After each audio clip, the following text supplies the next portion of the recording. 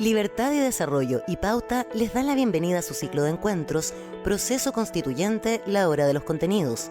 En este séptimo y último conversatorio, Rafael Vergara, Patricio Walker y Matías Desmadril conversarán sobre los recursos naturales y la nueva Constitución. Moderan Pilar Asbun y Cristian Rodríguez.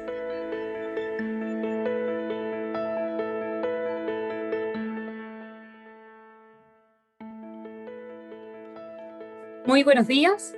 A nombre de Libertad y Desarrollo de Pauta, quisiera darle la más cordial bienvenida a este séptimo y último encuentro de nuestro ciclo constitucional, Proceso Constituyente, la hora de los contenidos. Hoy, junto a Cristian Rodríguez, director de Pauta, conversaremos sobre recursos naturales y la Constitución. Y para ello nos acompañan tres destacados abogados y expertos en la materia: Rafael Vergara, Matías Desmadril y Patricio Walker. En este encuentro, cada uno de nuestros expositores contará con un tiempo inicial entre 7 a 10 minutos para plantear sus primeras reflexiones sobre la materia, y luego daremos espacio a un lugar de conversación y de preguntas. Damos inicio entonces a este encuentro con Rafael Vergara. Rafael es abogado, socio y miembro del Grupo de Recursos Naturales y Medio Ambiente del Estudio Jurídico Chieri, y es profesor de Derecho Minero de las Facultades de Derecho de la Universidad de Chile y de la Universidad de los Andes. Bienvenido, Rafael. Muchas gracias, Pilar. Muchas gracias al Instituto por la invitación, particularmente en la persona de su directora de Asuntos Jurídicos y Legislativos, Natalia González, y la coordinadora del programa legislativo que eres tú, Pilar. Así que muchas gracias. Y también saludo muy especialmente a mis copanelistas, Matías Desmadril y Patricio Walker. Para mí es un honor compartir con ustedes este panel. Se nos ha invitado a conversar sobre contenidos de la Constitución que se redactará en los próximos meses. Obviamente, en lo referido a los recursos naturales y a mí en particular en el tema minero.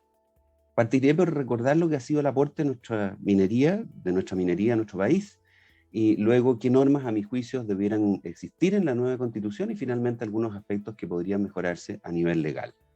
En primer lugar, es indudable el aporte hecho por la minería a nuestro país, si no el principal, uno de los dos grandes y más importantes impulsores del crecimiento económico de nuestro país. En los últimos 30 años la industria ha aportado cerca del 20% del Producto Interno Bruto, directo e indirecto, y el 50% de las exportaciones del país, generando empleos de calidad de forma directa como indirecta.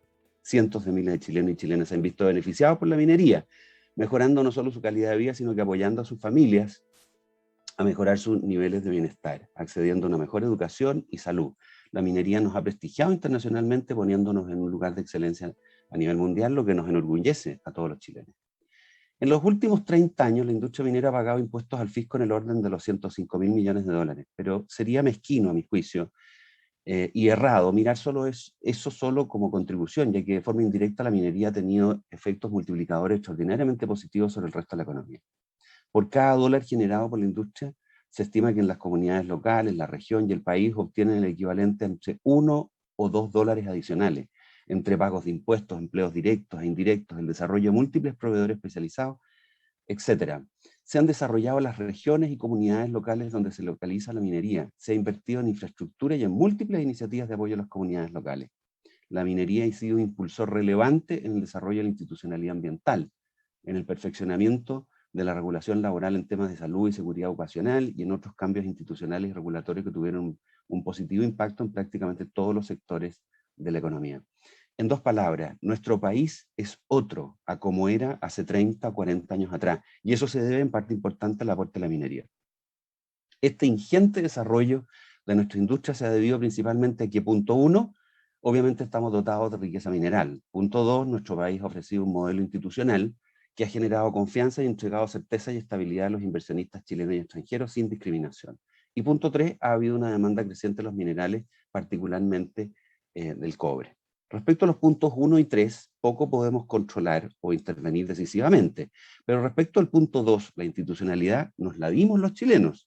Tal institucionalidad reconocida internacionalmente como un caso exitoso ha permitido la coexistencia y el crecimiento de empresas estatales, Codelco y Enami, y privadas, tanto extranjeras como locales, la relación virtuosa entre la pequeña, mediana y la gran minería, la realización de enormes inversiones en el país, necesarias para desarrollar nuestra actividad extractiva a la escala mundial en que nos encontramos.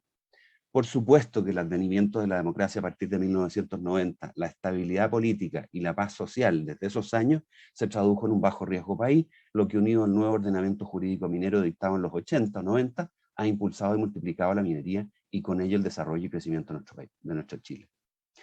Esa institucionalidad ha probado ser buena, exitosa en mi opinión, y hoy tenemos por delante lo que se ha denominado la cuarta revolución industrial, con tecnologías digitales, con energía solar y eólica, con vehículos eléctricos, con robótica, con crecientes urbanizaciones, que requieren más cobre y litio del que hoy se produce.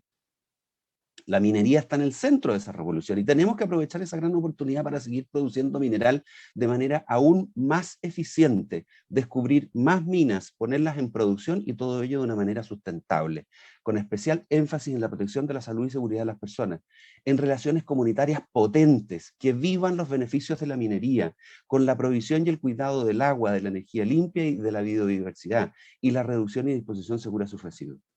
Son desafíos grandes que requieren una institucionalidad acorde y en mi opinión la que Chile se dio hace más de 30 años tiene ciertos principios que debiéramos incorporar en nuestra Carta Fundamental, en nuestra nueva Carta Fundamental, y que van en línea de dar certeza y seguridad jurídica, permanencia y estabilidad de normas para una actividad económica que la requiere, especialmente por sus características, principalmente la aleatoriedad, las inversiones cuantiosas y a largo plazo y los altos riesgos que se ponen.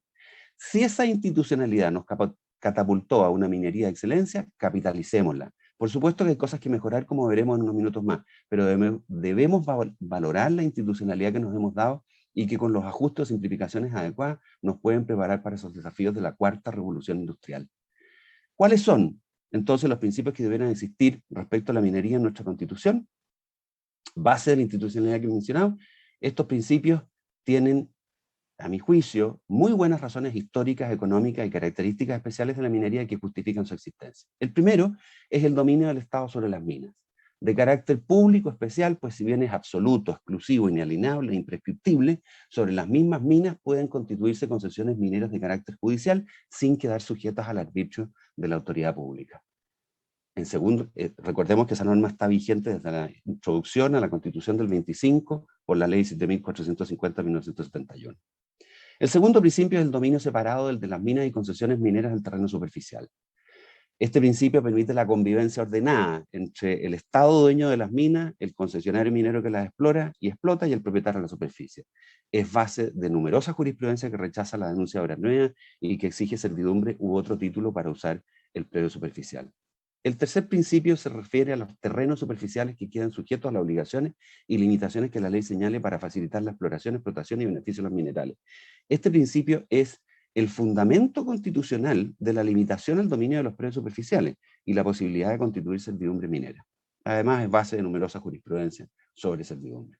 El cuarto principio es que una ley orgánica constitucional o la de más alto quórum, si llegaran a no existir las LOC, deben determinar qué sustancias minerales pueden ser objeto de concesiones mineras de exploración y explotación, o sea, sean concesibles, exceptuados los hidrocarburos líquidos y gaseosos, y si me permiten, exceptuados también el litio. La exigencia de una LOC, de una ley orgánica o de un alto quórum de una ley, se justifica por la estabilidad de las normas para inversiones de largo plazo y cuantiosas, ¿no? El quinto principio se refiere a las concesiones mineras que se constituyan por resolución judicial y se terminen, o sea, y es competencia exclusiva de los tribunales ordinarios declarar su extinción o caducidad y resolver controversias al respecto. Los tribunales son garantía de probidad e imparcialidad, y por eso se justifica su intervención. Es una tradición jurídica chilena valorada por los mineros. El sexto principio es que las concesiones mineras tienen la duración, confieren los derechos y van a imponer las obligaciones que una ley, la de más alto quórum, determine. ¿Y por qué? Porque lo que se quiere es la estabilidad de los títulos mineros. El séptimo principio se refiere a la garantía constitucional del derecho de propiedad sobre la concesión, que es requisito de la estabilidad y seriedad de las normas chilenas y obedecen a razones históricas y económicas. Y un octavo principio que se refiere al régimen de amparo. La concesión minera obliga a desarrollar la actividad necesaria que justifica su otorgamiento y que se traduce en el régimen de amparo que deberá establecerse también por ley orgánica. Su incumplimiento acarreará la caducidad de la concesión y en todo caso dichas causales y sus efectos deben estar establecidos al momento de otorgarse la concesión. He dejado para el final este último principio sobre el régimen de amparo y con ello abordo como tercer punto de mi exposición los aspectos que en mi opinión son mejorables de nuestro sistema jurídico minero, o al menos los más importantes. Considero que son materias de discusión a nivel constitucional, pero han aparecido a propósito de ello, que no son materias de discusión a nivel constitucional, pero han aparecido a propósito de ello. Soy convencido de que son cuestiones de orden legal, posiblemente la ley orgánica o la ley que haga las veces de tal. Y el primer aspecto al cual me referiré son las patentes mineras.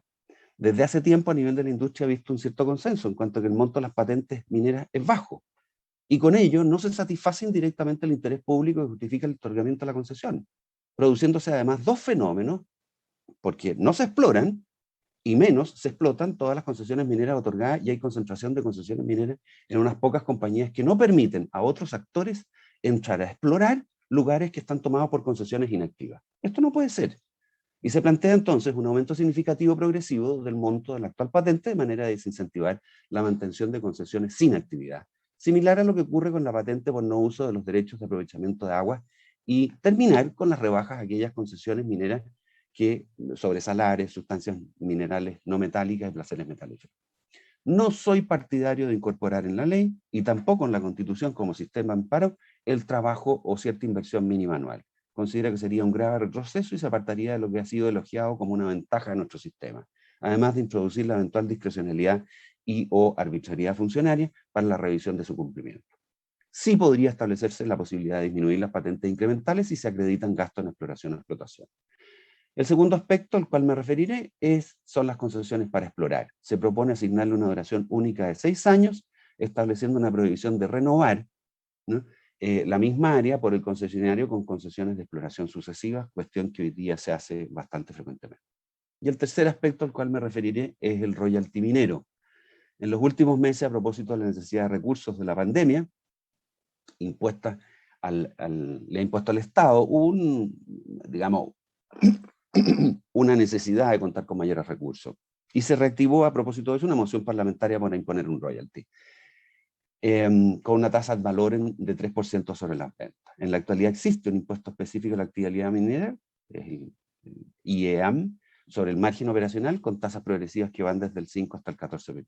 Este es el royalty chileno, y así se constata en la historia de esa ley y las razones de su otorgamiento bajo la modalidad de un impuesto específico. Imponer un tributo como este, o sea, como el que se pretende, podría ocasionar que varias empresas de la gran minería del cobre deben de tener sus impuestos, deben de tener sus operaciones cuando la libra de cobre llega a los 2.50, y aún hacerlo efectivo hoy con cobre sobre los $4 podría significar una carga excesiva de tributo.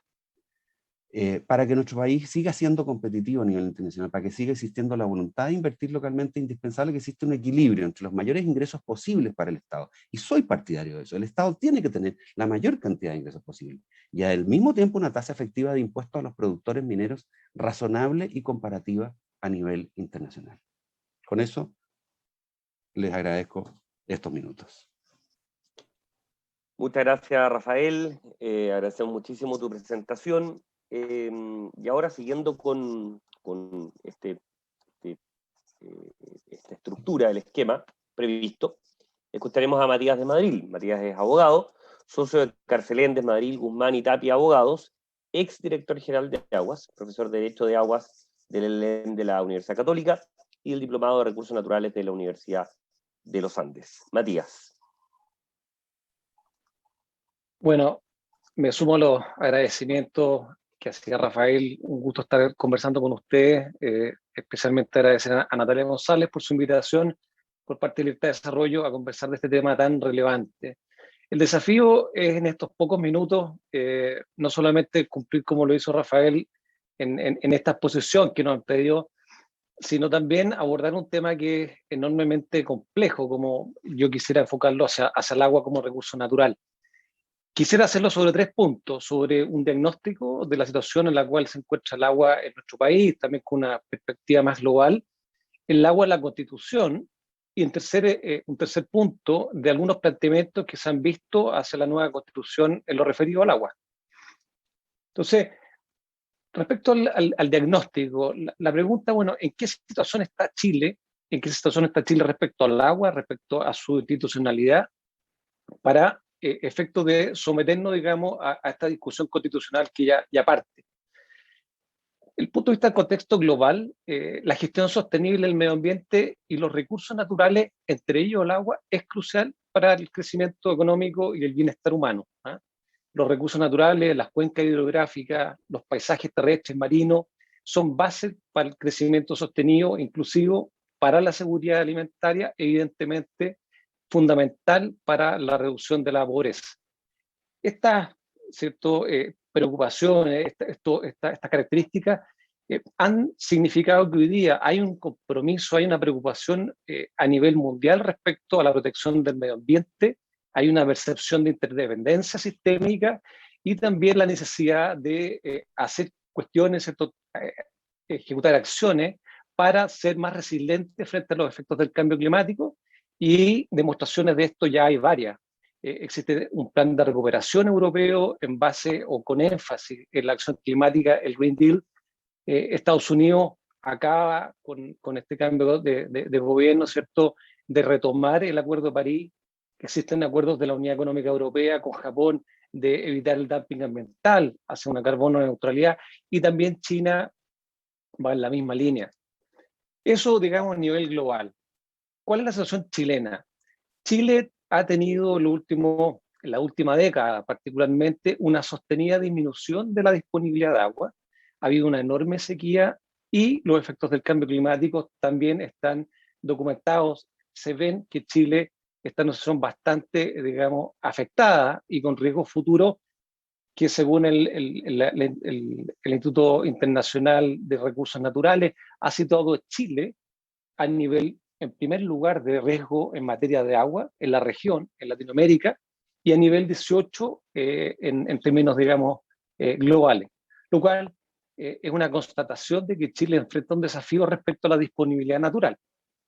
Respecto a la demanda, al uso de agua, Chile, al igual que muchos países del mundo, ha ido sostenidamente en el tiempo aumentando el uso de los recursos hídricos, desde basado en el crecimiento de la población, como también por la demanda de los sectores productivos. En caso chileno, cerca del 80% del consumo del agua está radicado en la agricultura, y el 8% en agua potable, el 4% en minería y el resto en industria. Entonces, ¿cuál es la consecuencia de todo esto? Es que efectivamente estamos viviendo una situación de estrés hídrico. Chile tiene una realidad, son un país de más de 4.200 kilómetros de longitud, entonces hay una diversidad climática, geográfica, y por lo mismo la disponibilidad de agua varía sustancialmente entre el norte y el sur. Pero lo cierto es que buena parte del país hoy día está sometida a una situación de estrés hídrico. En algunos casos sobreexplotación, todo lo cual amerita, digamos, tomar decisiones de gestión integrada. En términos de acceso al agua potable, aquí mucho se habla, sobre todo en la discusión constitucional, de fortalecer o de reconocer el derecho humano al agua o la priorización hacia el consumo humano. Primero, aquí tener presente que el 80% de la población chilena vive en sectores urbanos, de los cuales son abastecidos por empresas de agua potable que están concesionadas, y esas empresas tienen una cobertura del 100%. Es decir, el 80% de la población nacional está en una situación de aseguramiento, no exento de dificultades, no exento de, digamos, de desafíos, pero Chile en eso está dentro de los 10 países a nivel mundial con mayores estándares, digamos, cobertura de agua y tratamiento, por cierto. ¿Dónde está el desafío? En el sector rural. Es ahí donde efectivamente Chile tiene que hacer más. En el contexto latinoamericano, Chile es el número 1 en ambos ámbitos, rural, urbano, pero queda por hacer. Respecto al mercado, respecto a los derechos de agua en este diagnóstico, mucho se dice del mercado del agua, que se hace casi sinónimo a los derechos de agua, que están el uso del agua sujeta a las leyes del mercado. Esto no es así. En Chile el uso del agua está sujeto al otorgamiento de un derecho, es el Estado el que tiene el deber de otorgarlo, de asignarlo, cuánto asignar, cómo reasignar, cómo limitarlo. El mercado no es otra cosa que la posibilidad que una persona que sea, o una empresa titular de un derecho de agua, lo pueda transferir, lo pueda vender a otra persona, pero no es que la gestión del agua esté entregada al mercado. Esa gestión está entregada a las normas que están contenidas en diversas, digamos, cuerpos normativos, muy particularmente en el Código de Agua. Y por último, quisiera, respecto al contexto local, a la realidad local, como diagnóstico, señalar que existe un consenso, y en esto hay bastante documentación, y que el grave problema que tenemos de gestión, y esa gestión, administración de los recursos hídricos, una parte relevante está radicada propiamente en el Estado, en el aparato estatal, y en eso hay un gran déficit, pero también en eso incide la gestión privada a nivel local, a nivel de cuenca. Eso en términos de diagnóstico. Luego quisiera, como segundo tema, hablar del agua en la Constitución, para ver, bueno, la justificación y las temáticas que hoy día se están discutiendo incluir. En Chile, el agua, desde la época de la colonia, a partir del año 1819, ya el uso del agua estaba sujeto a un título, un permiso, que era en ese entonces el regador. Luego, en el año 57, con el Código Civil, el agua ya era calificada como un bien público. Entonces, el agua, ya llevamos más de un siglo bajo una lógica de agua pública, y en eso ni la Constitución del año 80, ni el Código de Agua del 81 innovaron respecto a tres cuestiones. Ese carácter público del agua, que existe un título que lo otorga el Estado, el derecho a aprovechamiento, y que sobre el derecho de aprovechamiento, no sobre el agua, existe propiedad. Esa propiedad que la Constitución, lo que vino a innovar, no lo hizo en las constituciones anteriores, a reconocer el derecho de propiedad sobre el derecho de agua. No así a privatizar, como algunos han querido, digamos, plantear, sostener, a privatizar el agua. Es el derecho, y un derecho de agua que ya desde el año 1908, ese derecho de agua no solamente era transferido, sino que además incluía a los conservadores de bienes raíces. Entonces, esta constitución del año 80, ha permitido que, aún habiendo, de hecho, reconocido la propiedad sobre el derecho de aprovechamiento, ha permitido que se hayan incorporado, que se hayan aprobado diversas normas que modifican el Código de Agua, fundamentalmente a introducir protecciones al medio ambiente, a dotar a la autoridad de mayores atribuciones, a limitar los derechos de aprovechamiento de agua, a introducir causales de pérdida de derechos de aprovechamiento de agua, a permitir que el Estado haga reservas, en fin, un sinnúmero de modificaciones, todas las cuales han sido incorporadas bajo la vigencia de esta Constitución, digamos, del año 80. ¿Qué Constitución? Cuando hablamos de modificar esta Constitución, la Constitución vigente lo único que establece al respecto del agua, en el artículo 19, número 24, el reconocimiento del derecho de propiedad sobre los derechos de aprovechamiento constituidos o reconocidos de conformidad a la ley. Eso podríamos decir, respecto a este segundo punto, el agua en la Constitución reconoce solamente el derecho de propiedad que preexistía, no innova la Constitución. Lo que hace la Constitución es relevarlo a este nivel, y el agua no innova en términos de que ha venido siendo un bien público desde el año 1857 en adelante. Matías, estamos casi en 10 minutos para darte el warning, nada más. Perfecto. Y entrando entonces ya al tercer punto y final, quisiera referirme a los tres elementos fundamentales que se discuten y dejo después los puntos pendientes a la fase final, a incluir en la Constitución.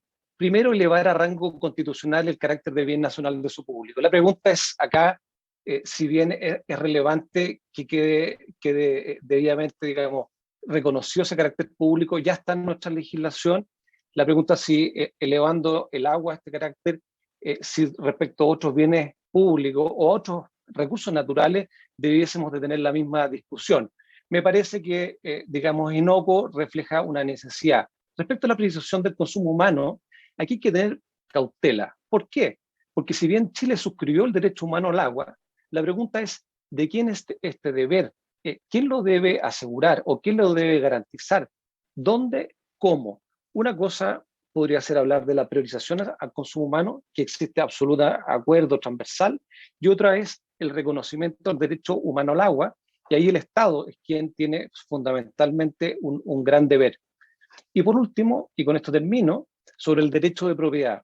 Lo decía Rafael, el derecho de propiedad en el caso del agua no es sobre el agua, sino sobre el derecho para utilizar Y ese ha significado en Chile una enorme estabilidad, ha permitido el desarrollo de la inversión. En ningún caso, porque la propiedad sobre los derechos, particularmente porque el agua es un bien público, está sujeto a la función social. Y eso ha significado no solo aprobaciones de distintas normas que permiten limitar su uso, sino más el mismo Tribunal Constitucional ha reconocido que este carácter especial que tiene el agua justifica la limitación, la gestión que hace y debe hacer el Estado. Entonces, yo digo acá respecto al derecho de propiedad, no solamente ha sido un elemento importante que ya existía previo a la Constitución del año 80, aquí este reconocimiento lo que ha permitido es de dotar de certeza jurídica a una propiedad que de hecho hoy día, en la discusión de la modificación del Código de Agua, con esto termino, Cristian, se ha planteado respecto a las discusiones de inconstitucionalidad. ¿Qué duda cabe que sobre otras concesiones, sobre otros títulos, no obstante, no hay un reconocimiento constitucional de sobre ese título específico, la propiedad existe? En consecuencia, el Estado no puede limitarla en su esencia, no puede quitar ese derecho sin mediar una expropiación, y esa es una pregunta que queda abierta para la conversación final. Muchas gracias, Cristian. Muchas gracias, Matías, por tu presentación. Ahora es el turno de Patricio Walker. Patricio es abogado, miembro del estudio jurídico Vergara Galindo Correa Abogados y profesor de Derecho Ambiental del LLM de la Universidad Católica. Y asimismo también es expresidente de la Cámara de Diputados y del Senado. Muy bienvenido, Patricio. Bueno, muchas gracias, Pilar. Agradecer la invitación, por supuesto, a Natalia, a ti, saludar a Cristian y muy especialmente a los panelistas que hoy día tengo el honor de estar con ellos, Rafa Vergara y por supuesto Matías de Madrid. La verdad es que yo creo que tenemos un desafío súper importante de tener una discusión que ojalá no fuera meramente especulativa o abstracta respecto a lo que tiene que contener la nueva Constitución en estas materias. En mi caso me pidieron que me refiera más al tema ambiental en la Constitución, pero permítame decir un par de palabras respecto a los recursos naturales que fueron abordados de manera tan profunda y extensa por Rafael y Matías. Primero, yo tengo la convicción de que, como lo decía muy bien Rafael, si no tenemos una institucionalidad que establezca reglas claras, que den certeza, que permitan el funcionamiento, por ejemplo, en materia minera y de agua, el futuro va a ser muy negro. Y por eso yo creo que tenemos una tremenda oportunidad para revisar cómo ha funcionado nuestra institucionalidad en estas materias. Mantener la protección robusta al derecho de propiedad en general es una condición necesaria para el desarrollo sostenible, equitativo, lo que ustedes quieran, pero necesaria. Cuando uno mira la diferencia, por ejemplo, entre lo que fue el desarrollo de Hispanoamérica y Estados Unidos, en Estados Unidos hubo una importancia muy importante del derecho a propiedad para que el titular invirtiera, se arriesgara y saliera adelante.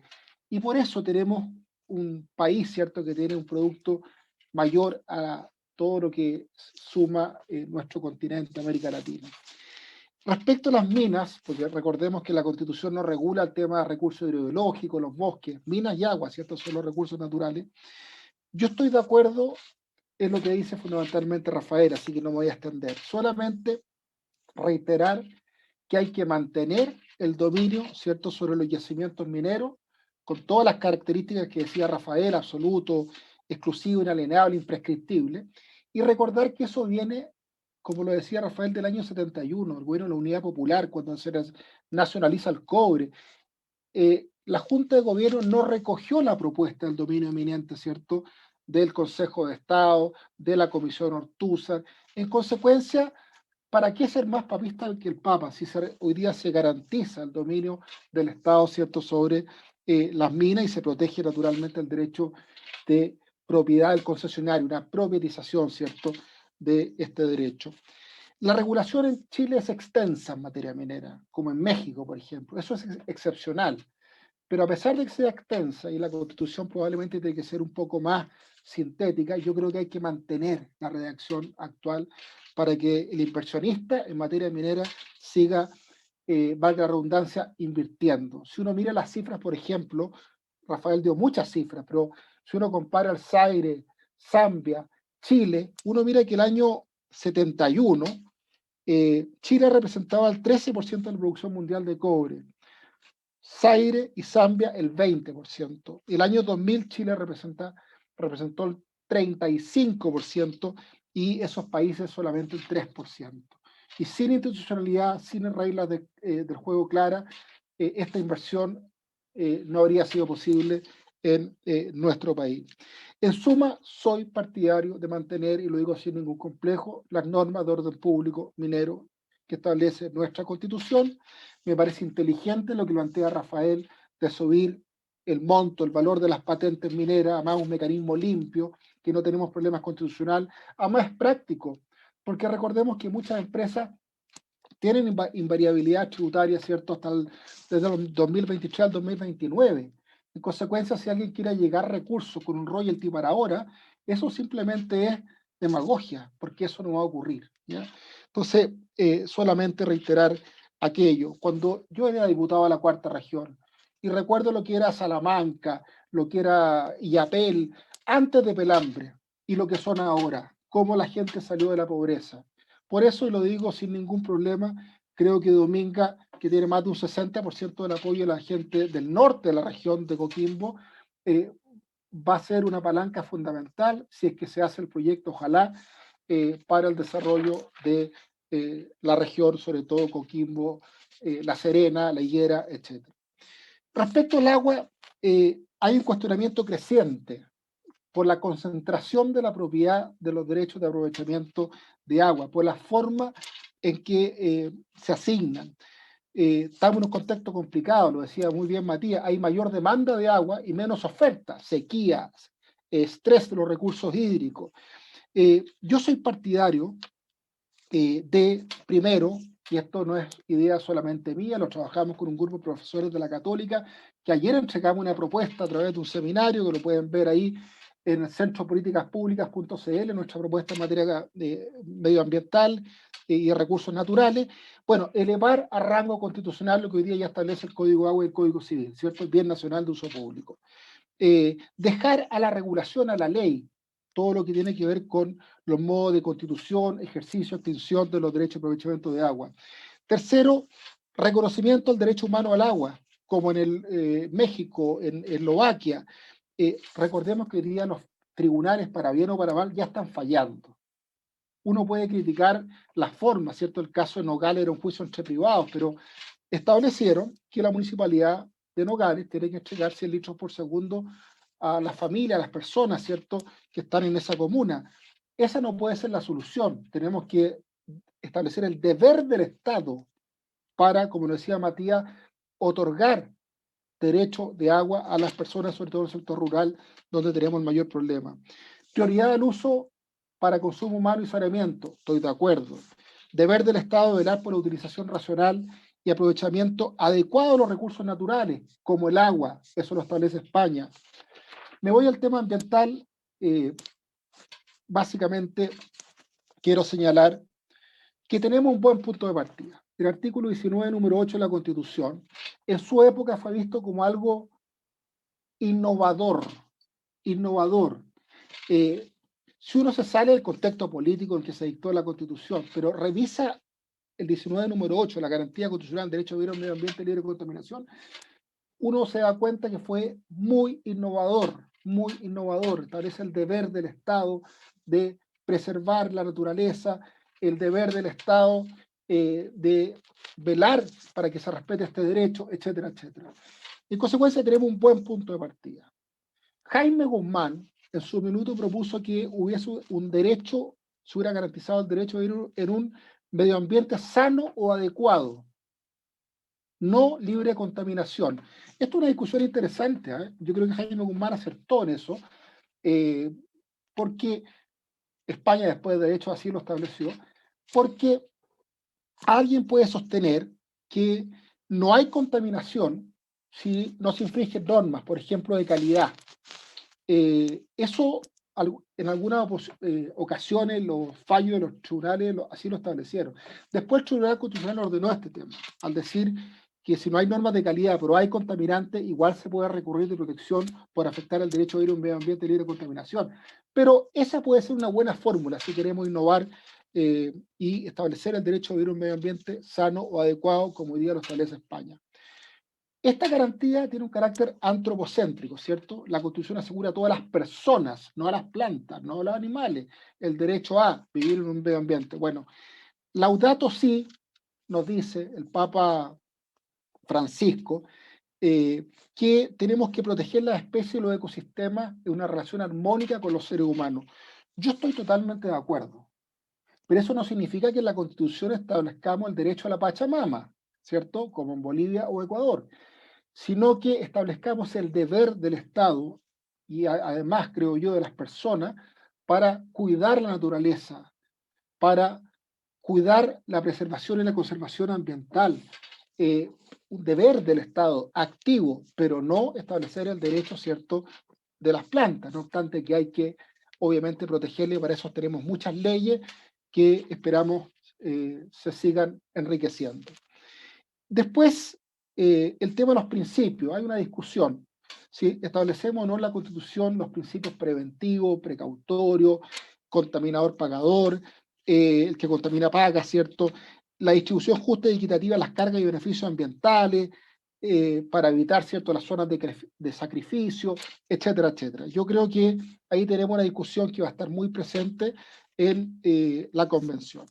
Después, lo propusimos los profesores de la Católica en este documento que ya les mencioné, el deber del Estado de proteger el medio ambiente más allá de la preservación, como lo establece Francia, ¿ya? Francia incluso estableció el deber del Estado de proteger a las personas frente al cambio climático. ¿Vamos a llegar a eso? Bueno, es un tema interesante que tenemos que discutir. Establecer dentro de las bases de la institucionalidad donde están los valores esenciales de la Carta Fundamental, el desarrollo sostenible, el concepto de desarrollo sostenible, progreso económico, ¿cierto?, desarrollo social, protección ambiental, las tres patas, y equidad intergeneracional, lo que nos propuso la Comisión, ¿cierto?, Brundtland, de Naciones Unidas, que decían, tenemos que asegurar el desarrollo de las actuales generaciones, pero sin afectar o impedir que las futuras generaciones puedan satisfacer la suya, ¿cierto?, con una mención, reitero, expresa al uso racional de los recursos naturales.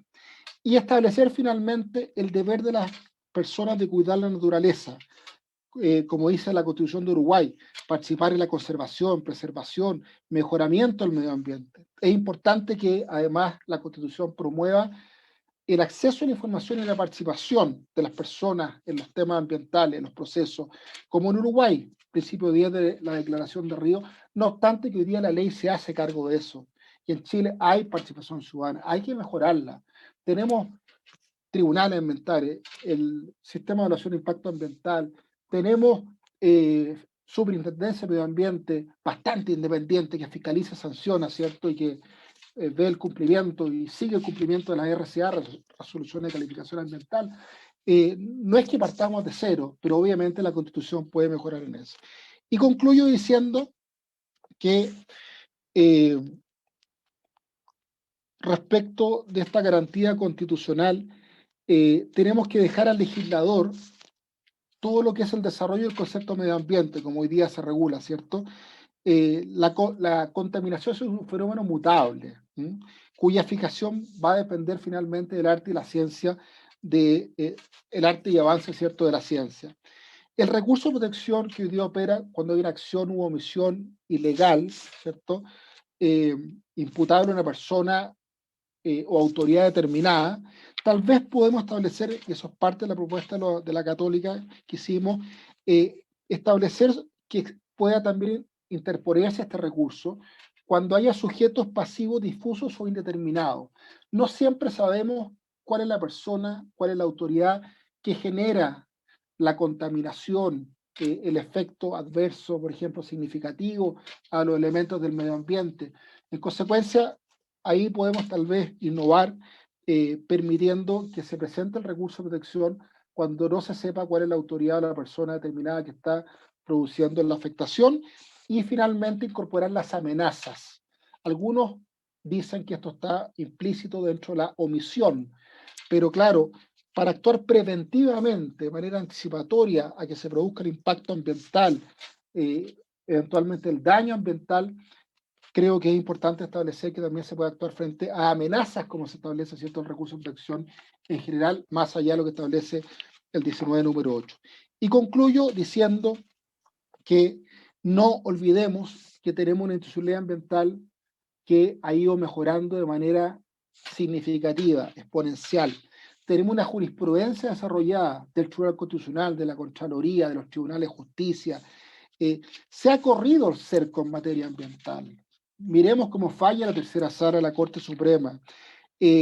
La constitución política debe ir a la idea base, y obviamente para preocuparnos del resultado, de la gestión y el desempeño ambiental, tenemos que ver también las políticas públicas. Reitero, uno puede tener inflación de derechos, establecer una consagración estilo árbol de Pascua, establecer muchos derechos en la Constitución, pero lo importante es que esos derechos se cumplan, se apliquen. Tenemos constituciones que son muy extensas, muy discursivas, poéticas, si uno quiere decirlo de alguna manera, pero que en la práctica no se cumplen. Cuando uno quiere regular todo y proteger todo, al final no regula nada y no protege nada. Y eso hay que tenerlo muy presente. Disculpen si me alargué un poquito. Muchas gracias. Muchas gracias, Patricio. Muchas gracias a los tres por las presentaciones. La verdad que han sido excelentes. Yo voy a contar una incidencia, que es que gran parte de las presentaciones de ustedes tocaron varias, o si no casi la totalidad de las preguntas que teníamos preparadas con Pilar, precisamente porque abordan temas de tremendo interés, de interés público, que es precisamente lo que queríamos desarrollar en estas presentaciones primero, obviamente, y la conversación que tenemos después. Tenemos algo más de 20 minutos para poder tener una conversación. Yo quería partir esta conversación posterior a las presentaciones con una pregunta para los tres, y probablemente después vamos con preguntas individuales. Una pregunta que les pediría tratar de ser lo más conciso en la respuesta para dar principalmente pinceladas o principios. Y la pregunta es la siguiente: ¿cómo conciliar la regulación constitucional del derecho a la protección del medio ambiente y el deber del Estado en esta materia, ¿no es cierto?, con la regulación de los recursos naturales, de forma tal de que no se produzcan desincentivos naturales al uso, explotación de recursos naturales, y se tienda a un desarrollo sostenible, que realmente está bastante enquistado ya hoy en lo que la gente quiere? Parto, si quiere, Rafael, por ti. Sí, gracias. Nuevamente les agradezco la posibilidad de participar en esto, y en particular me adhiero a lo que decía Patricio respecto de la pincelada general que él hizo sobre recursos naturales en la Constitución, y más que una pincelada, digamos, un verdadero minero que profundizó, digamos, y caló en algunos aspectos, así que yo suscribo o me adhiero a lo dicho por él, en particular respecto de los temas medioambientales, ¿no? Ahora, yo creo que se ha venido acuñando, a propósito de tu pregunta, se ha venido acuñando el concepto de desarrollo sustentable, ¿no? En minería, para hacerte más precisa desde la perspectiva, digamos, que más me toca a mí, hoy día desarrollar un proyecto minero sin considerar lo que se llama la licencia social, ¿no? O sea, la concomitancia, concurrencia de las comunidades, ya no solo necesariamente indígenas, digamos, sino que las comunidades que rodean el proyecto, entender las partícipes del proyecto, y tener la voluntad de ellas de que se haga este proyecto, se saque adelante, es indispensable. Ha cambiado el paradigma. Yo creo que hace 30 años atrás probablemente le echaban para adelante, pero hoy día, o en el desarrollo del proyecto, porque se necesitaba producir, porque el país necesitaba mucho. Pero hoy día el paradigma es otro. O nos ponemos con anterioridad incluso al desarrollo del proyecto a conciliar lo que va a ser este desarrollo en este lugar e integramos a las comunidades, de tal manera que ellas no solo, llamémoslo así, dejen el laissez-faire, laissez-passer, no, sino que más bien se integren y apoyen los proyectos. Y el caso más patente es el que mencionaba Patricio, a mi juicio, de que es el de Andes Iron, o sea, el proyecto Dominga, ¿no? En donde hay un apoyo mayoritario de las comunidades, y donde entonces se permite un desarrollo importante porque se hizo un trabajo previo al desarrollo de cualquier proyecto, con mesas de trabajo, con comunicación, y eso me parece a mí que hoy día es un requisito sine qua non. Desarrollo sustentable, conciliación de medio ambiente, relaciones comunitarias, licencia social, eso es la clave, me parece a mí, para el desarrollo de cualquier proyecto. Matías, ¿cómo se concilia la regulación, obviamente, la protección de recursos naturales, pero sin que se produzca un desincentivo precisamente en la explotación de ellos? Patricio tocaba, digamos, el tema ambiental, y estoy muy de acuerdo en también cómo lo enfocó. La institucionalidad ambiental en Chile, digamos, desde el diseño número 8, en su innovación en el contexto, digamos, latinoamericano, y después la institucionalidad ambiental, a partir de la ley 19.300, establece un estándar extremadamente exigente y que se ha ido además perfeccionando en el tiempo.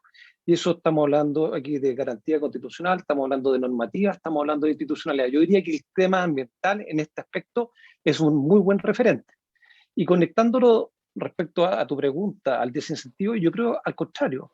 Hoy día cualquier proyecto, como decía Rafael, la licencia social, el cumplimiento de la normativa ambiental, es la condición no solamente de funcionamiento, sino de sostenibilidad. La pregunta es si ese estándar, que no aplica al 100%, digamos, de los proyectos, de la actividad productiva, uno pudiese de alguna manera traspasarlo a otras actividades. Porque un proyecto minero, un proyecto hidroeléctrico, un proyecto, digamos, de envergadura que tiene que ser aprobado, está sometido a estos estándares que son finalmente muy virtuosos. Yo diría, en la lógica constitucional, ¿qué es lo que queremos? Es definir, como decía Patricio, principios, dejarle a la normativa, a la institucionalidad que esto lo administre. Yo creo que eso es algo que ha sido virtuoso y se puede ir perfeccionando, y no lo veo, digamos, como una cuestión muchas veces que se presenta como antagónico, sino que es la condición de sostenibilidad de los proyectos, y muchos de estos proyectos lo hacen suyo, es la única manera de hacerlo, y ojalá es que a este carro se vayan sumando progresivamente otros stakeholders, otros actores que por tipología de proyectos, por envergadura, quizás están un poco más rezagados. Muchas gracias, Matías. Patricio Walker. Bueno, estamos bien de acuerdo. En realidad, cómo implementamos y aterrizamos esta licencia social de la que hablaban ustedes, Rafael y Matías, es un tremendo desafío. O sea, hoy día el tema del valor compartido llegó para quedarse. Si uno no considera a las comunidades, a las comunas, a las localidades donde se instalan los proyectos, probablemente al titular del proyecto le va a salir mucho más caro, mucho más doloroso el proceso de invertir, que si hubiesen tenido una relación previa con las comunidades y hubieran intentado involucrarlas en el proceso de inversión. Hablábamos del caso Dominga, estuve leyendo el fallo de 97 páginas. Claro, la empresa, el titular, propuso, por ejemplo, para medir todo lo que es los recursos hidrobiológicos del maritorio, una casa del mar que haga investigación científica, porque si no tenemos información no podemos tomar decisiones. Hay muy poca información respecto a los cetáceos, respecto a los recursos hidrobiológicos, etcétera, etcétera. Si Dominga no hubiese establecido, entre comillas, una especie de royalty social para las comunidades de la higuera que viven en la pobreza más absoluta, no hubiese establecido, por ejemplo, que van a usar 100% agua del mar y le van a entregar agua a la gente, no hubiesen tenido el apoyo que tuvieron en el plebiscito de la comuna de la Higuera, o de la última encuesta que se hizo, que tuvieron un apoyo más de un 60% de la comunidad, ¿te fijas? O que van a capacitar, no sé, de los 10.000 trabajos directos que van a dar. Rafael decía que hay una relación también de 1,5, 2, 2,5 de empleos que por efecto multiplicador que se otorgan. Si no hubieran ofrecido también capacitación para que la gente de Coquimbo, de La Serena, pudieran trabajar ahí, tal vez no hubieran tenido el apoyo que están teniendo. Por supuesto, siempre hay gente en contra, y eso es natural, es legítimo y muy respetable. Entonces, hacer las cosas bien, PACA, participaciones ciudadanas anticipadas, para que no tengan que después los titulares en las adendas tener que sorprenderse porque el Estado le pide, los exara, ¿cierto?, determinadas condiciones o requisitos y no saben qué responder. La anticipación, la prevención, el valor compartido, la licencia social son elementos fundamentales para que los proyectos sean viables y en ese sentido poder conciliar lo que es el crecimiento, el desarrollo, desacoplar el crecimiento PIB, crecimiento económico, con contaminación. Puede haber un desacople cuando uno usa, ¿cierto?, energías alternativas, solares, etcétera. No significa que si yo crezco un 5% va a haber un 5% más de emisiones, de contaminación, y que voy a afectar las normas de calidad o de emisión. No. Hoy día las tecnologías permiten crecer de manera mucho más, yo diría, sostenible. Muchas gracias, Matías. Ahora vamos a dar lugar a preguntas individuales relacionadas un poco a las áreas de especialización de cada uno. Yo tengo una primera pregunta para Rafael Vergara. En general, respecto a la regulación constitucional de la minería, podríamos decir que hay consenso, incluso entre expertos de otros sectores políticos, de que debiera mantenerse esta regulación constitucional actual. Sin embargo, y como tú también hiciste énfasis en tu presentación, hay un punto que es más debatible y es más de discusión, y ese es que a nivel legal debiéramos incorporar nuevas obligaciones para los concesionarios para materializar en el fondo este precepto constitucional de que los concesionarios tienen la obligación de realizar las actividades necesarias para satisfacer el interés público. Como tú bien dijiste, una de las garantías del sistema vigente es que se establece un régimen de amparo por patente, y que obviamente no debiera conducirse en el fondo a un régimen de amparo por trabajo. Pero es posible incluir nuevas obligaciones para los concesionarios sin que se afecte este marco jurídico vigente de certeza. ¿Tú lo ves posible a nivel legal? Mira, es muy buena tu pregunta, Pilar. Yo creo que la gran cuestión que está detrás de la respuesta, digamos, que uno debería dar a eso, o que podría dar a eso, es que ¿cuál es la sanción que se persigue o que habría respecto de cualquier otra obligación? Hoy día nosotros tenemos un sistema de amparo indirecto que supone que la persona va a trabajar, o sea, el titular de la concesión minera va a trabajar esa concesión minera y con el producido de ese trabajo va a pagar esa patente, ¿no? Y si no paga, esa patente se ve expuesto a perder la concesión minera. Si nosotros agregamos otros elementos, como podría ser, por ejemplo, una determinada cantidad de dinero por hectárea a invertir en una concesión para explorar o en una concesión para explotar, lo que va a suceder, o lo que tendría que suceder, es que se entrega al Estado, o a la administración, la vigilancia del cumplimiento de esta norma. Si la vigilancia, o sea, si el incumplimiento de esta norma acarrea la terminación o caducidad de la concesión minera, yo creo que es inconveniente. Y creo que sí se puede obtener en forma indirecta, como lo establece la Constitución y como ha probado, o sea, como puede perfectamente probarse que sea eficiente, con un incremento de las patentes sin tener que dejar a la discrecionalidad, y si me permiten ustedes hasta cierto punto, como ocurre en ciertas áreas, a la arbitrariedad funcionaria, la determinación de si se cumplió o no con estas inversiones o con este trabajo adicional. Hoy día no olvidemos que los concesionarios están obligados a entregar información geológica. Sobre ese punto yo creo que hay que hacer un esfuerzo por hacerlo cumplir, ¿no? Porque es importante que el país se haga de una biblioteca de información geológica, ¿no?, que le permita a los posteriores concesionarios, o digamos, o titulares posteriores de concesiones en ese mismo lugar, capitalizar esa información y poder usarla. Pero, de nuevo, contestando tu pregunta, yo me quedo más con la idea de este amparo indirecto y no introducir estos elementos.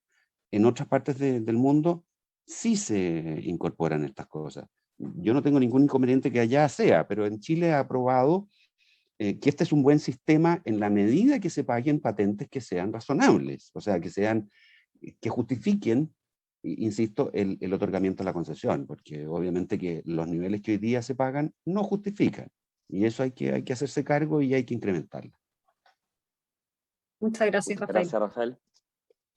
Matías, es necesario, tú lo abordaste algo en la presentación, pero es necesario establecer la protección constitucional del derecho de propiedad de los titulares de los derechos de aprovechamiento de agua, los DAA, o dicha protección debería quedar solo en la ley.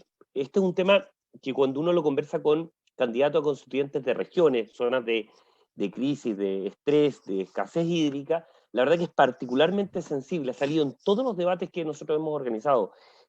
¿Cómo lo verías tú? ¿Derecho constitucional, protección constitucional, o solamente quedar en la ley?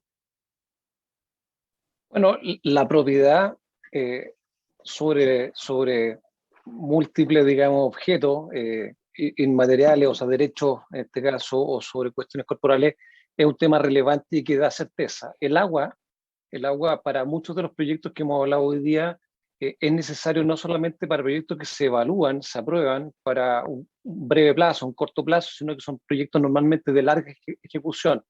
Eso permitió en el tiempo la certeza jurídica necesaria y además el financiamiento en la misma medida de muchos de estos proyectos. Entonces, la propiedad, y esto también hay que entenderlo en el contexto, así como hoy día estamos pensando en elevar a rango constitucional ese carácter público del agua, es que lo fue el año 80, luego de diversas, digamos, restricciones, de diversas, digamos, medidas que se fueron adoptando, que fueron limitando, coartando este derecho que ya existía. O sea, el derecho de propiedad, como yo lo planteaba, sobre el derecho de agua, y ya existía. Lo que ocurrió es que la Constitución le dio un cierto, digamos, carácter. Entonces, eliminarlo no desdibujaría, no haría desaparecer la propiedad sobre el derecho de aprovechamiento, ese es mi planteamiento, pero el hecho que esté en la Constitución otorga esta certeza jurídica necesaria y siguiendo la lógica que lo decía Rafael, es que hemos tenido también una tradición y hemos, digamos, obtenido, hemos ganado, digamos, cuestiones a partir de este reconocimiento. Ahora, la pregunta que también había que hacerse es qué es lo que se obtiene al sacarlo. ¿Cuál es la expectativa de esto? ¿Qué es lo que se pretende? ¿Es que el derecho sea limitado de una manera distinta o esto ha impedido que la autoridad haya adoptado ciertas decisiones o que el Congreso haya, digamos, aprobado ciertas normativas? La historia demuestra de que la normativa, asignando derechos de agua, introduciendo causales de pérdida, todas han sido permitidas bajo una lógica del reconocimiento de la propiedad. Yo diría, y con esto termino, siendo, digamos, consistente con el valor y el carácter estratégico del agua, en que el derecho de propiedad, el derecho a utilizar el agua, tenga también un reconocimiento y una estabilidad. Lo cual es importante tenerlo presente, que eso probablemente tiñe, digamos, la discusión. Eso no te asegura que el agua esté, no te asegura un volumen, sino que lo que te asegura es que tu título no se te va a quitar, sino mediante una adecuada o una debida, digamos, expropiación e indemnización. Pero no inhabilita aprobar normativa, no inhabilita a la autoridad a tomar las medidas del caso para administrar adecuadamente este recurso. Muchas gracias, Matías. Gracias, Matías. Yo tengo una pregunta para Patricio. Tú señalaste en el fondo de tu presentación lo de incluir quizás esto de los principios precautorio, preventivo y de contaminador pagador en la Constitución. Pero me gustaría saber cuáles son los argumentos para proponer incluirlo en la Constitución y no dejarlo solo a nivel legislativo. Hoy día, de hecho, en la Ley de Marco Cambio Climático se están incluyendo estos principios. Entonces, saber por qué debían incluirse en la Constitución. Muchas gracias, Pilar, muy buena pregunta. La verdad es que es súper discutible si esto tiene que estar en la Carta Fundamental o a nivel legal. Si uno mira lo que está pasando, tú hablabas de la ley o proyecto de ley de cambio climático. Yo te puedo contar el proyecto de servicios de biodiversidad y áreas protegidas, que está aparentemente en el trámite final en la Cámara de Diputados. Me tocó trabajar 3 años en la Comisión de Medio Ambiente del Senado, en su minuto, ese proyecto. También se establecen estos proyectos, ¿cierto? Preventivos. ¿Por qué es importante el preventivo? Para anticiparse al impacto ambiental, tratar de evitarlo, acotarlo, minimizarlo, reducirlo. Si no, voy a tener que tratar de reparar, ¿cierto? Para volver al estado anterior, ¿cierto? Los elementos del medio ambiente, el estado anterior al impacto. Y como último recurso, la compensación, ¿cierto? Hay una guía al SEA que habla de la compensación adecuada. ¿Qué significa eso? Yo no puedo compensar no sé, un árbol exótico con un árbol nativo con un árbol exótico. Tiene que ser peras con peras, manzanas con manzanas, pero siempre hay que tratar de anticipar, prever. No siempre voy a tener certeza como Estado para poder intervenir e evitar ciertos impactos ambientales dañinos, por así decirlo. Ahí está el principio precautorio. Es importante que los titulares, los privados, o el Estado, Codelco, quien sea, se hagan cargo de los daños ambientales que generen. Y ahí está la ley de responsabilidad, todo el sistema de responsabilidad por daño ambiental. Entonces la pregunta es, ¿tenemos que elevar esto a rango constitucional? El principio de la justa distribución de las cargas y los beneficios para que no hayan zonas de sacrificio. Yo no me enamoro con ninguna de las dos fórmulas. Tal vez la Constitución puede establecer las directrices y regular los principios de la Ley de Base del Medio Ambiente, la 19.300, modificada por la 20.417 del 2010, no establece estos principios, establece el mensaje del proyecto de ley, ¿cierto? El principio preventivo, por ejemplo, pero no está explícitamente, aunque está en el texto implícitamente, el principio preventivo. Entonces, a lo menos a nivel de ley de base del medio ambiente, para no seguir, ¿cierto?, solamente con leyes, cambio climático, SMAP, no me cierro a que se establezca la Constitución. Lo que sí, ahí obviamente va a haber una aplicación más directa de los principios, pasando a llevar a veces, entre comillas, un poco lo que dice la ley, criterio además, la constitucionalización de los derechos que ha ido acogiendo, ¿cierto?, la tercera sala de la Corte Suprema, que de alguna manera encabeza el ministro Sergio Muñoz. Por eso no me caso con ninguna de las dos ideas, pero creo que va a ser una discusión súper interesante y al menos en la ley de base tenemos que incorporar estos principios. Gracias, Patricio.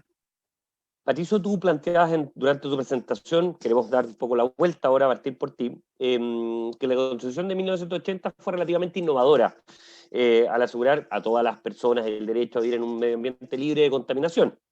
Han pasado 41 años de la redacción, desde la vigencia, digamos, de esta Constitución, con un montón de cambios. Y te quería hacer una pregunta doble, de algún modo. Primero, ¿de qué manera esa garantía constitucional debe actualizarse? ¿Cómo incorporar nuevas dimensiones, por ejemplo?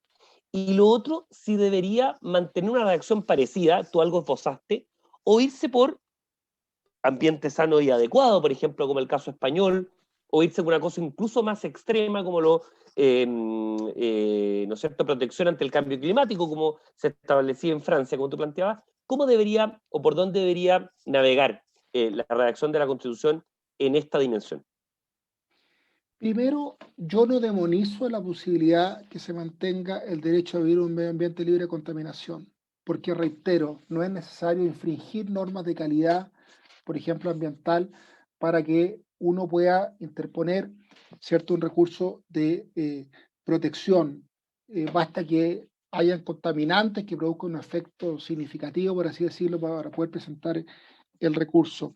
Ahora bien, yo creo que es más limpio la redacción que establece hoy día la Constitución española, o que establece México y Argentina, es decir, derecho a vivir en un medio ambiente sano, México, Argentina, o medio ambiente adecuado, ¿cierto?, que es lo que establece España y que en su minuto propuso Jaime Guzmán, y que finalmente su propuesta no fue acogida por la Comisión de Estudios para la Nueva Constitución que presidía Enrique Ortúzar. Yo no soy partidario de hacer un borrón y cuenta nueva. Hay mucha jurisprudencia desarrollada, hay muchas leyes que están bajo la Constitución, ¿cierto? la ley de base del medio ambiente, el reglamento, que es súper detallado, de la ley de base, el decreto supremo 40, la ley de tribunales ambientales, tenemos tribunales especializados, contenciosos administrativos. Me tocó a mí participar en la Comisión de Constitución en su redacción, y fue una discusión muy profunda. Tenemos una superintendencia de medio ambiente que es muy autónoma para fiscalizar y para sancionar, y uno obviamente puede recurrir a los tribunales ambientales cuando cree que hay una decisión arbitraria, o respecto a de la invalidación de los actos administrativos de carácter ambiental. Hay todo un desarrollo, artículo 17, número 5, número 8, en fin, de la ley de base, de la ley 20.600, de tribunales ambientales. Entonces, yo digo, no todo tiene que estar en la Constitución. El principio, la garantía, sí. ¿Se pueden cambiar estos elementos? Sí. ¿Se puede agregar al recurso de protección amenaza? Sí. ¿Se puede, no sé, por darte otro ejemplo, establecer deberes, como lo dije antes, la base de la institucionalidad del Estado, de las personas? A mí me gusta mucho que las personas también tengan deberes, no solo el Estado en materia de protección de la naturaleza, pero no todo tiene que ir en 19 número 8. Eso es lo que quiero decir, sin perjuicio que estos cambios pueden ser un tremendo aporte, y por supuesto lo que establece Francia es un estadio bien avanzado en materia de protección ambiental respecto a los deberes del Estado, ¿cierto? De tener un deber con las personas respecto a los efectos que puede producir el cambio climático. Bien avanzado, y yo creo que eso va a ser parte de la discusión en la convención. Muchas gracias, Patricio. Yo tengo una pregunta para Matías. Matías, en tu presentación muy bien explicaste cuáles son quizás algunos nudos o los puntos principales de debate en materia de agua en la Constitución. Uno de ellos es, bueno, si se consagran en la Constitución que son bienes nacionales de uso público, a tu juicio eso quizás debiera en el fondo consagrarse y no generaría tanto, y no hay mayor debate al respecto, pero respecto a las limitaciones que se pueden establecer para el uso de las aguas, tú dijiste que habían ciertos riesgos. Y acá me gustaría quizás que ahondaras un poco más, que entrar un poco más en detalles, cuáles serían los riesgos de incluir en el fondo esto de consagrar, por ejemplo, el derecho humano al agua, o otras limitaciones para preservar, por ejemplo, el caudal ecológico de las aguas. Sí, gracias Pilar por la pregunta. Me parece, a ver, lo primero es reforzar efectivamente que el agua, siendo un bien público y digamos en este nuevo momento, me parece razonable que esté en la Constitución, ¿ya? Y no veo a continuación ningún efecto indeseado. Ahora, la pregunta es qué es lo que viene a continuación. Si la expectativa efectivamente, bajo el reconocimiento de un bien nacional de uso público a nivel constitucional, luego el segundo tema, la preferencia del uso de agua para el consumo humano, que digamos de paso, hoy día hay una modificación al Código de Agua extensísima, muy profunda, lleva ya 10 años de tramitación, y en esta materia se introducen cambios bien fundamentales, que hay una priorización en la Constitución de los derechos de agua, que hay una priorización en el uso, en la limitación, y se establece, digamos, de que el uso preferente al consumo humano va en ese primer lugar. Entonces, la ley, y en eso, digamos, no hay dos posiciones, ya lo permite bajo la actual Constitución, pero, digamos, parece relevante consagrarlo a nivel constitucional. Ahora, la pregunta que viene, a propósito de las limitaciones al uso de las aguas, es si eso va a significar también otras preferencias de uso. ¿Qué lugar corre el medio ambiente? Estas discusiones se han dado en otras latitudes. Australia ocurrió. Me parece que eso, nuevamente a nivel constitucional, no es lo aconsejable. Estos principios, estos derechos, hemos hablado del 19 número 8, pero también el principio de igualdad ante la ley. ¿Qué pasa entonces el desarrollador de un proyecto, digamos, minero o el agricultor? ¿Por qué va a estar en una situación, en una preferencia de uso, cuando todos han optado, han obtenido un título, han evaluado sus proyectos, ejecutan legítimamente una actividad? Entonces, me parece, y estoy de acuerdo, en que se reconozca esta preferencia al consumo humano, pero que esto no traiga consigo otras limitaciones, y esas discusiones, muchas de esas, de hecho, hoy día ya están consagradas en la ley y se están fortaleciendo, se den en materia de gestión que muchas veces está radicada en la autoridad, y ahí entramos en un tema de institucionalidad. El gobierno acaba de hacer, hace pocas semanas atrás, un planteamiento de una nueva institucionalidad del agua, que precisamente tiene que administrar esta regla. Pero concluyendo, no me parece ni que el reconocimiento de bien nacional de uso público a nivel constitucional, ni que la preferencia al consumo humano constituyen o van a generar efectos negativos sobre otras materias. Lo que sí, en la medida que eso sea bien planteado, porque bajo qué situaciones, quién lo va a hacer, porque no es lo mismo, digamos, preferir el consumo humano en una situación excepcional a transformar una situación estructural que se ve hoy día, a que hayan otros que estén permanentemente haciendo uso de instrumentos en perjuicio de otros que optaron, digamos, o fueron aprobados sus proyectos bajo ciertas condiciones. Eso hay que tener cuidado en la manera en cómo se plasma estos dos reconocimientos, muy particularmente al del consumo humano. Muchas gracias, Matías. Rafael, para ir cerrando ya la conversación, en minería en general se ha propuesto mantener una suerte de regulación bastante similar a lo que existe hoy. Tú planteaste largamente los beneficios que tenía, ¿no es cierto?, la regulación tal como había estado, más allá de ciertos cambios, ajustes que obviamente es necesario impulsar. Ahora, la regulación actual deja muchas materias para discutirse o para regularse a leyes orgánicas constitucionales, una ley orgánica constitucional de 4/7. El problema es que en la nueva constitución esas leyes orgánicas constitucionales están en riesgo. Entonces, ¿cuál es el riesgo de que estas LOC eventualmente dejen de existir para un sector tan importante como la minería? Bueno, te agradezco la pregunta, es bien clave lo que tú estás planteando, porque me parece a mí que la ley orgánica, al exigirse estos 4/7, le da estabilidad y no, digamos, a las normas que se aprueben, y por lo tanto no se sujeta a los vaivenes temporales de un parlamento específico, sino que le da mayor permanencia, insisto, estabilidad, continuidad, ¿no? En minería estamos hablando de inversiones a largo plazo. Las estadísticas ustedes las conocen. Para descubrir un yacimiento, o sea, para cuantificarlos, pueden pasar tranquilamente 10, 15 años. Para ponerlo en construcción son 5 años. Y para, por lo tanto, explotarlo serán mínimo 12, 15, 20 años, o bueno, como las minas del Estado que han sido por varias decenas de años. Entonces, en ese sentido se necesita esa estabilidad que da la norma respecto de los derechos y obligaciones, el sistema de amparo, o sea, qué es lo que debe hacer el minero para conservar bajo su dominio la concesión, etcétera, etcétera. Ahora, yo la buena sorpresa que me he encontrado es que si bien hay un sentir, llamémoslo así, de que es probable que las leyes orgánicas terminen, ¿no?, o que queden reservadas exclusivamente a poquísimas cosas y no necesariamente la minería está dentro de ellas, es que también me he dado cuenta que hay un cierto consenso en todos los ambientes de que debiera haber, si no es la ley orgánica, será la ley de más alta graduación, ¿no?, o de quórum que queden en la Constitución, ¿no?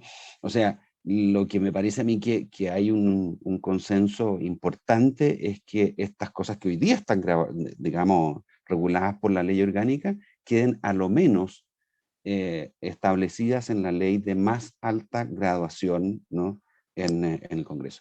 Y eso por las conveniencias de permanencia, digamos, estabilidad, que requiere una inversión de largo plazo como es la minera. Y esto no solo pensemos en los grandes proyectos, ¿eh? Pensemos también en la pequeña y en la mediana minería, que cuando tienen que invertir, ¿no?, invierten todo. El pequeño minero, ¿no?, que tiene su camioneta, que tiene su camión, que tiene una cuadrilla de 3, 4, 5, 6 personas, cuando invierte en minería, invierte todo su patrimonio. Cambiarle las reglas al pequeño, al mediano minero y por supuesto al gran minero que en el conjunto recibimos los beneficios de todos ellos en nuestro país, yo creo que no es sano, no es bueno, ¿no? Y tú tienes razón, en los proyectos, o sea, sin ir más allá en el proyecto presentado o propuesto por la señora Bachelet respecto de la Constitución, no se le movió pero ni una coma al capítulo de la minería, ¿no? Queremos tener más minería, queremos tener, pero una minería sustentable, una minería que otorgue beneficios al país, ¿no? Y para eso tenemos que darle estabilidad, permanencia, y en ese sentido tener normas de alta graduación respecto de los derechos fundamentales de los mineros parece ser la receta adecuada. Muchas gracias, Rafael. Con esto estamos terminando. Yo creo, a nombre de Libertad y Desarrollo, a nombre de Pilar Asbun, a nombre mío, agradecer muchísimo la participación de hoy de Rafael Vergara, de Matías Desmadril y de Patricio Walker en el séptimo encuentro, en el último, de este ciclo llamado Proceso Constituyente, la hora de los contenidos. Es lo que hemos buscado, poner los contenidos arriba de la mesa, discutirlos con las fuentes, con las personas más idóneas en estos temas. Han sido 7 semanas, 7 discusiones, 7 miércoles, en que, insisto, hemos abordado una serie de temáticas muy interesantes para la audiencia. Recurso natural y la Constitución fue el último. Con esto estamos cerrando este ciclo, así que nuevamente, Rafael, Patricio, Matías, muchísimas gracias por la participación. Muchísimas gracias, Pilar, también por la moderación, y nos estamos encontrando en una nueva oportunidad. Que tengan todos muy buenos días. Muchas Gracias, gracias. Cristian. Gusto. Libertad y Desarrollo y Pauta agradecen la audiencia a lo largo de todo este ciclo de conversaciones en el que se abordaron los principales aspectos del proceso constituyente. Muchas gracias y muy buenos días.